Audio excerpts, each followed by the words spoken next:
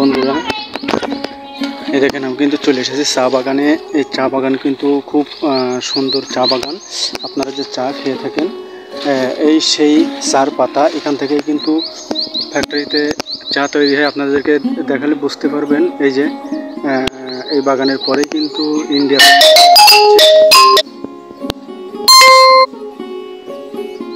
এই বাগানের পরেই কিন্তু ইন্ডিয়া।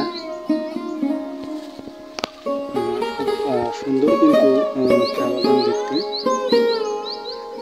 আসলে এত অপরূপ সুন্দর যে আপনাদেরকে না দেখালেই নয়।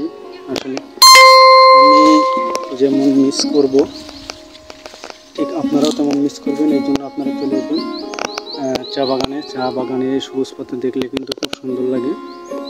আসলে এই অপরূপ সৌন্দর্য কার না ভালো লাগে।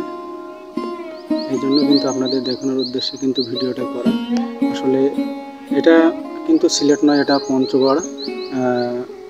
টেকনাফ থেকে তেঁতুলিয়ার যে নাম শুনেছেন, সেই তেঁতুলিয়া, এই তেঁতুলিয়ার অংশ কিন্তু এটা।